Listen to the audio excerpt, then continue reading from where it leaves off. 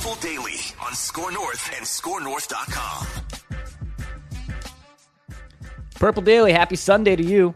Vikings preseason football is going on today. That's right. We got some football to talk about actually on this YouTube channel, or I should say coming up in the week. It's going to be awesome. So at least the Vikings do have a preseason game. Of course, they will be without quarterback Kirk Cousins, who did test positive for COVID.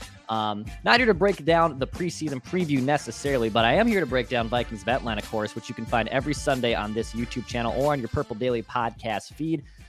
For those of you who are not aware of what Vikings Vent Line is, it is a show dedicated to you, the Minnesota Vikings fans. During the Minnesota Vikings season, Phil Mackey, Judd Zolgad, and myself, we like to welcome on guests to talk about the game right after the game ends. Literally, within a minute after that game ends, we fire up Vikings Vent Line right here on this YouTube channel. We invite Vikings fans on with us. And then during the offseason, I still like to talk to Vikings fans from all across the country, all across the globe for that matter, to get their thoughts on the purple and what's coming up for the Vikings in the offseasons, during training camp, during the preseason. There's always plenty to talk about with a lot of Vikings fans. I'm excited to talk to Donovan and AJ here in just a little bit. If this is the first time you're discovering this channel, hit the subscribe button for daily Minnesota Vikings entertainment. We are Purple Daily. We're a Minnesota Vikings show who wants to see the Vikings win a Super Bowl before we die. We produce content 7 days a week, 365 days a year. We are on Apple, Spotify, ScoreNorth.com. The ScoreNorth app is a central hub for everything we do. And if you'd like to get in on a future episode of Vikings Vent Line, shoot me an email. It's VikingsVentLine@gmail.com for the YouTube audience. It's scrolling across the bottom of your screen right now. Very simple, VikingsVentLine@gmail.com. We got about less than a month before the regular season opens against the Green Bay Packers in week 1 from US Bank Stadium. So we are getting closer and closer to regular season Vent Line. I can't wait to talk to a bunch of new Vikings fans, maybe some more pissed off than others, but doesn't matter.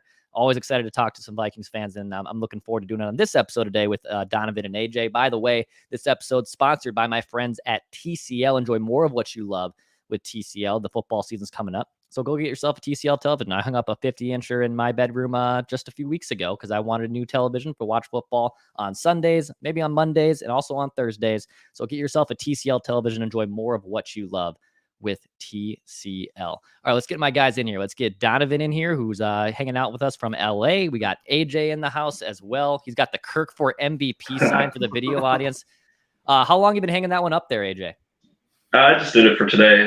Usually I teach, so when we're online, I always had something up there for the students. It reminds me of Woody Page on Around the Horn. I don't know if you ever watched. Yeah, that's exactly what I would do with them. Yeah, you got your little Woody Page signage on. I love that. AJ, where do you reside, and where are you calling from?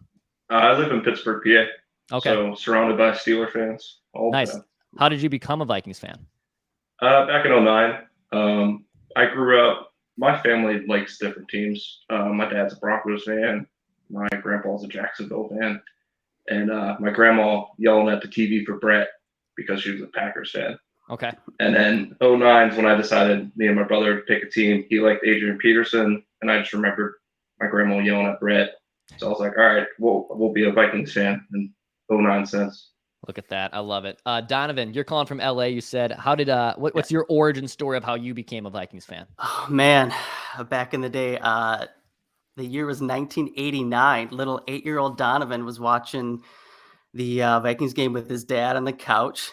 He was amped up for this game, and he told me that it was week 6, and we're up against our bitter rivals, the Green Bay Packers, and we had just traded for one of the best players in the NFL, Herschel Walker.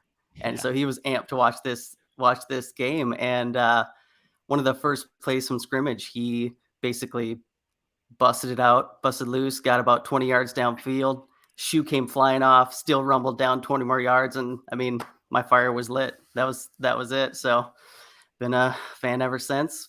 All the heartbreak, 98, 2004, you all know the drill. But Donovan, it's still there, You might be one of the rare fans that have come on the show and have credited to a degree Herschel Walker for being to introducing you as being a Vikings fan. Yeah, well, I mean, and we all know how that trade turned out, so it was pretty pretty standard, par for the course for Vikings fans. Yeah, it's very much part of the Vikings lineage. Everyone has a horror story. Everyone has something that made them a fan that immediately made them kind of regret what they're getting themselves into pretty quickly on. So I feel both your guys' pain here.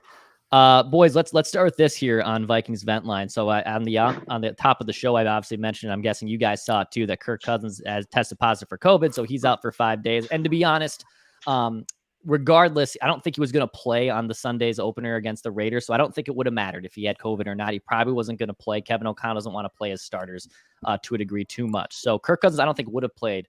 But does this kind of change your opinion on the Vikings' pursuit of a backup? Obviously, they lost Kirk last year in week 16, 17, was it, to the Green Bay Packers, and Sean Mannion had to start. And now the Vikings still have the same backups. It's Sean Mannion, Kellen Mond as co-defensive backup quarterbacks to Kirk Cousins. AJ, I'll start with you. Do you think the Vikings should prioritize maybe finding a backup here before the regular season opens? So my thing is, let's see what Mon can do in these next preseason games. I still feel like we have a lot of holes to fill depth-wise on the defense. We're not really sure what we're going to get if one of our veteran guys go down. I mean, Peterson, Kendricks, Smith, they all haven't played a whole season, especially Hunter. So, like, if one of those guys goes down, I don't know what we're going to do to fill that hole. So I think we should prioritize maybe cornerback. Kevin King's out there. I saw Trey Flowers is still out there. And then there's the big news about Sue. We're trying to pursue him to fill out that middle. So maybe prioritize that, then worry about quarterback. You know, you bring up kind of a good point that, you know, it's a backup quarterback and there's still like immediate needs that are needed to fill on this Vikings team, cornerback being potentially one of them, maybe another established defensive lineman. I mean, Garrett Bradbury has had a up and down camp so far, and I don't think he's solidified as being the starting center. So there's positions of need on this team. It's more of, you know, I made the analogy, I think, with Judd earlier this week on Purple Daily and Mackey and Judd, that it's just like paying for premium insurance. Like how high of insurance do you want to have? What's your policy that you want in the event you lose your starting quarterback? Don, what do you think, man? Do you think the Vikings should be prioritizing looking for a backup here? How do you kind of see this shaking out?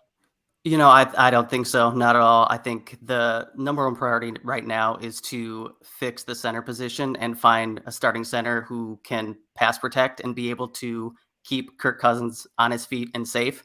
I think that's the priority right now. And, you know, if it was like an alternate universe where Anthony Barr didn't run over and Aaron Rodgers and put all these rules in place, then maybe I'd say yes. But, you know, there's the NFL's, you know, for better or worse, they have done what they wanted to do and really have protected starting QBs. They don't want them out for, you know, 4 or 6 games, whole seasons. So, you know, I think the risk is pretty low with Kirk, especially with those rules. You know, they're really beneficial to the immobile pocket passers like Kirk Cousins. You know, once you get out of that pocket, then those rules kind of go away and it's a bit more of a free for all if you're scrambling or whatever. But you're fairly safe nowadays in the pocket with those rules in place, and Kirk Cousins too. I mean, look, I have little to no confidence in Kirk Cousins except when it comes to staying healthy. You know, he looks out for number one. You know, he's always looking out for number one. So I think his risk aversion also extends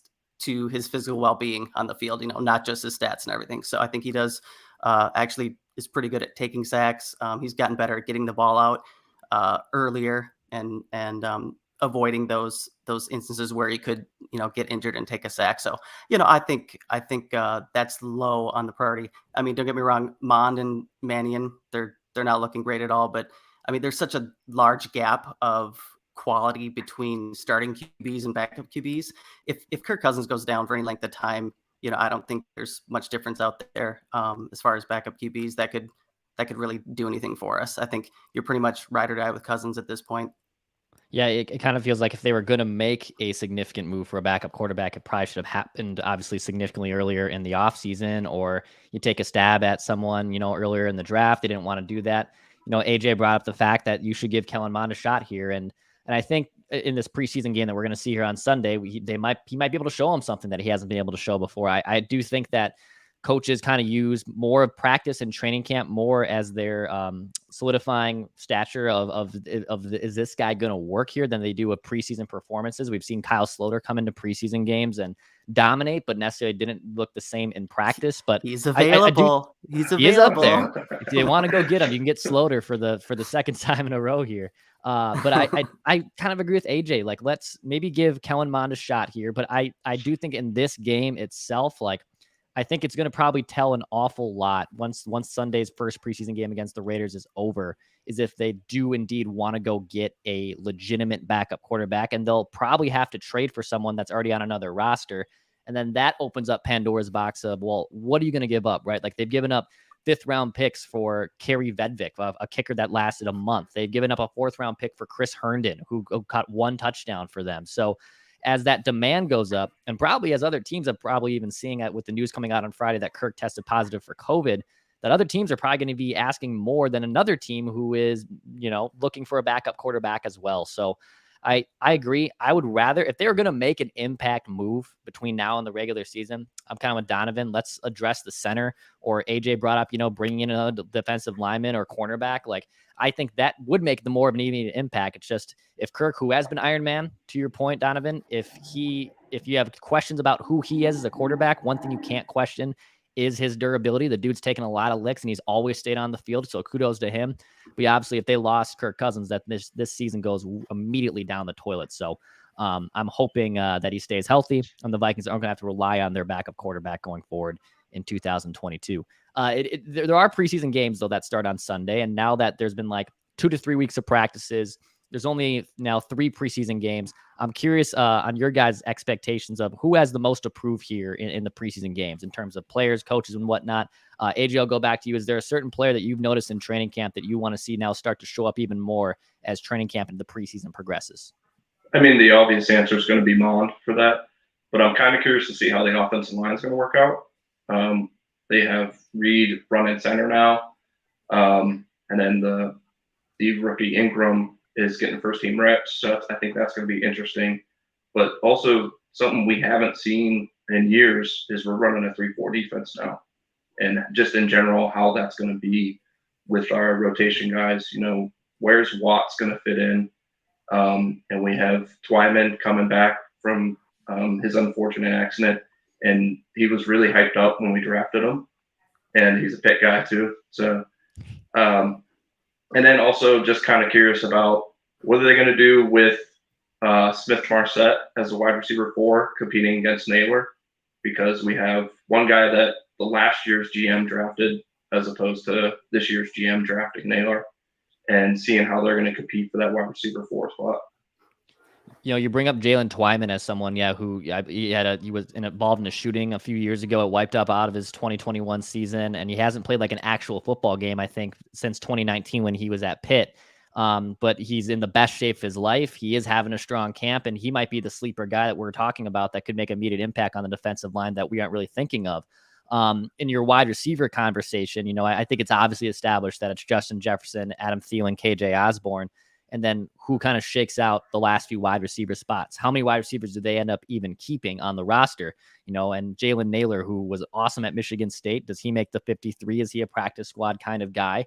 Amir Smith-Marset probably has the leg up to get that, quote unquote 4th wide receiver spot, because he did get in some games last year. He did catch a couple touchdowns in the regular season finale. I'm curious to kind of what players step up to get those last few roster spots. And then probably, the main appetizer, main course here, I should say, is Ed Ingram, the rookie guard who now is potentially going to be starting week 1 on your right side if he beats out Chris Reed.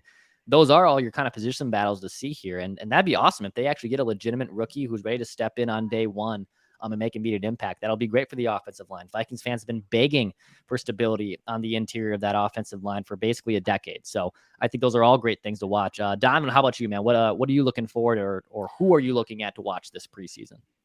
Well, I mean, obviously the two that have the most to prove in these preseason games are Kellen Mond and Bradbury. I mean, they're 1A and 1B at this point. They're going to be under a microscope these next few games by fans and the coaches, because that's really going to determine not only their position on the team, but actually their spot on the team. Will they even be with the team? If they stink it up on the field, then, I can see the team going towards trading them and getting someone who can do it, because, between the backups, there's no one that can actually just step in instead of them. That could be any better. So I think they'd want to limit the amount that they have to mortgage their future and actually trade those players for someone who can actually come in and do the job. So I think they're actually going to be fighting for their spots on the team at this point. For sure. Dom, I'll stick with with you for just a second. Lewis Cine was their first round pick, and right now on the quote unquote unofficial depth chart, he kind of slides on the second team. But him and Andrew Booth were the first two picks made by the Vikings draft class, and I also kind of feel like those two guys are going to get a lot of run here in the preseason games. What were your thoughts on those picks, and do you feel like they will eventually kind of be day one starters throughout the course of the 2022 season?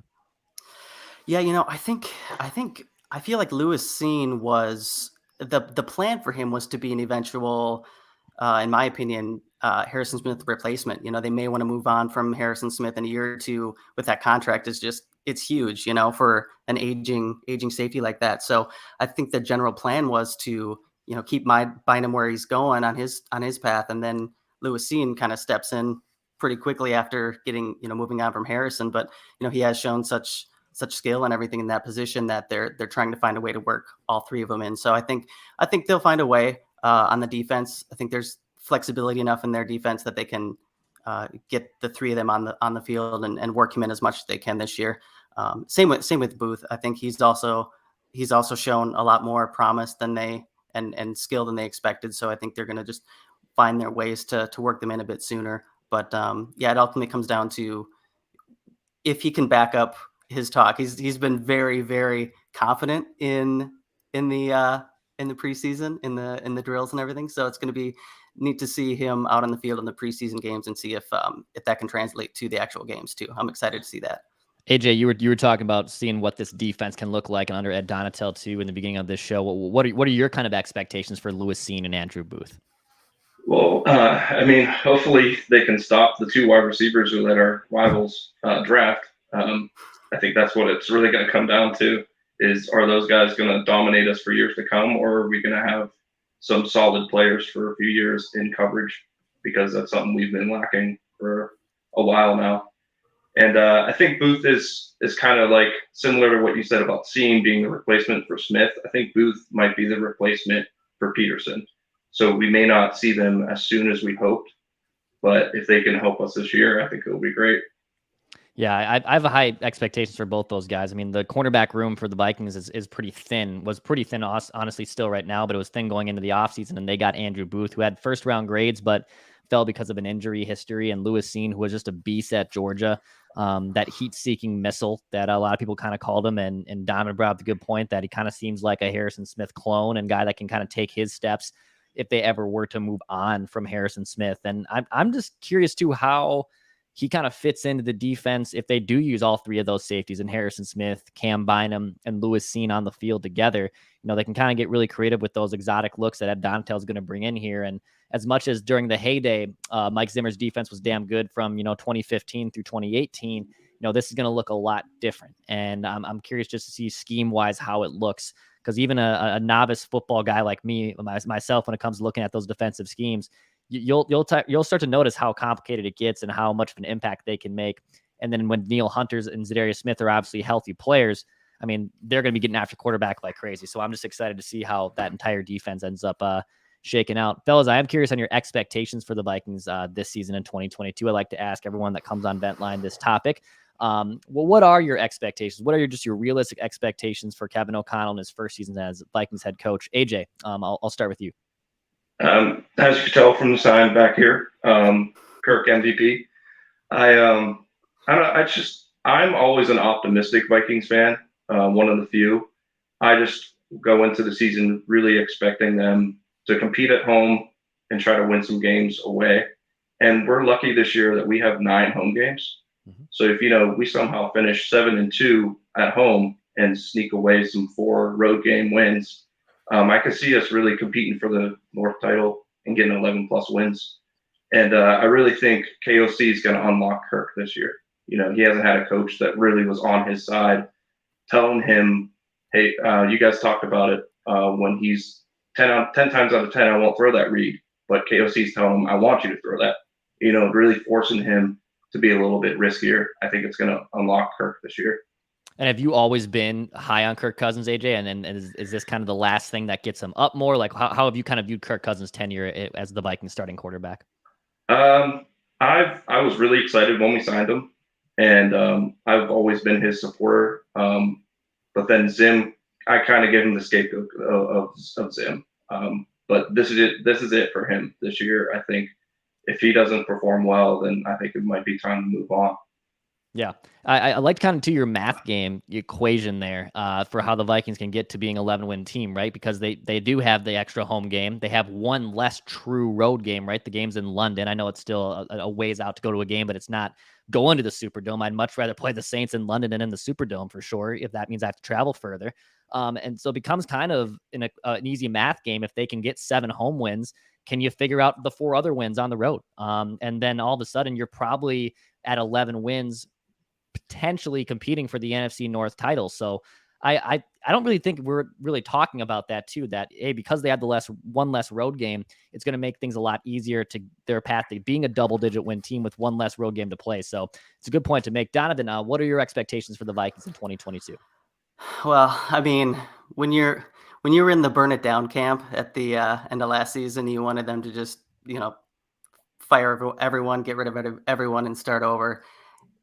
Seeing them run it back this year kind of makes you have very, very high expectations and say, well, I mean, deep playoff run or else it's a complete failure. But, I will give the benefit of the doubt to a brand new coach. I mean, on both sides, defensive, offensive, new schemes. I think the team will kind of struggle a little bit first part of the season. They're still implementing these new systems, and on both sides of the ball, I think that's going to take a little while, especially with O'Connell not playing his starters in the preseason. I think that's going to push out the struggle a little bit further into the season, but I do see them hitting their stride towards midseason and really making a good push. So, I mean, I expect them to win double digits and get into the playoffs. I think that's fair with the amount of talent on this team and everything. I think anything less than that would be a failure, but I give them a little bit of the benefit of the doubt for this year. But definitely after this year, if they keep it running the following year, there's very high expectations in my mind. Yeah, it kind of Super feels Bowl or like bust. You don't want to put too much expectations on a rookie head coach. And even though we're optimistic about Kevin O'Connell unlocking Kirk, taking the offense to the next level, just having a fresh face around the organization and in the building should be a breath of fresh air, and everything should be sunshine and rainbows. But that feeling's going to go away, I think, probably pretty quick after that first month of the season, if they face some adversity at any point. So, expectations for me is if this offense can indeed be top 5, a top 10 offense. And obviously, I would love them to be a playoff team. I think they have all the tools and resources and horses to be in the playoff field, but how good they can be considered in the NFC, I guess that kind of remains to be seen. I will say, the NFC, there isn't really like a stronghold. I know Tom Brady and the Bucs should be good again, but regression should happen there. The Packers lost Devontae Adams and are now kind of transitioning to being a more defensive prowess team. That might work out for them, but still remains to be seen if that'll work. So the NFC doesn't really have a stranglehold on it, and the Vikings could be one of those teams that finally vaults themselves up to being contenders in the NFC. Boys, before I wrap up here on Vikings Ventline, I'd like to give a last shout out, a last take. Anyone you'd love to shout out, or any last take you want to give? Donovan, I'll start with you. Is there anyone you'd like to shout out, or one last thing you want to get off your chest here? Yeah, for sure. A couple of people. My dad, obviously, for lighting the purple fire. And being a Vikings fan, I moved out here to LA about 8 years ago, but still having being a Vikings fan has kept that connection to my home state and my family. So that's been really cool. My wife, Excel, she's from South Africa, so she's got some rugby fanatics in her family. But I don't think even then she was ready for her mild-mannered, kind of calm husband to just go Jekyll and Hyde when the football games turn on.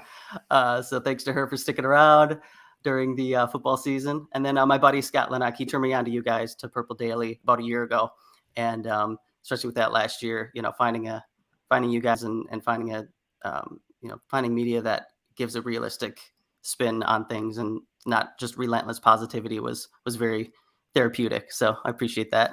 Of course, appreciate that. I love all the wives that get shouted out on Vikings Ventline that have to suffer with their significant others in being a Vikings fan. So I completely understand. AJ, how about you, man? Anyone you want to shout out, or one last take you want to give? Yeah, I mean, I'm going to go with the wife. Yeah, that Sundays are rough sometimes, but she's a huge Steelers fan, so we set up 2 TVs. Sometimes we're sharing some misery if Big Ben wasn't doing too hot. And then you guys for giving the content, daily content with just one sports team is pretty awesome to find. And my brothers for keeping fandom with me on the Vikings. Love that. Love all that family affair for everyone involved there. That's fantastic.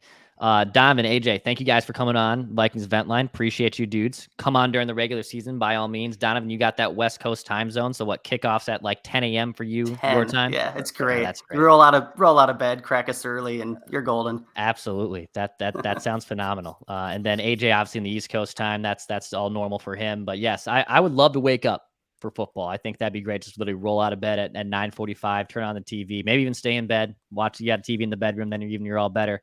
But yeah, I'm excited to watch some purple this year. Fellas, thank you for coming on Vikings Vent Line. Appreciate you guys. For anyone who's listening and watching, hit the subscribe button on our Score North YouTube channel for daily Minnesota Vikings entertainment. We, of course, just want to see a Vikings Super Bowl before we die. This has been Vikings Vent Line on Purple Daily.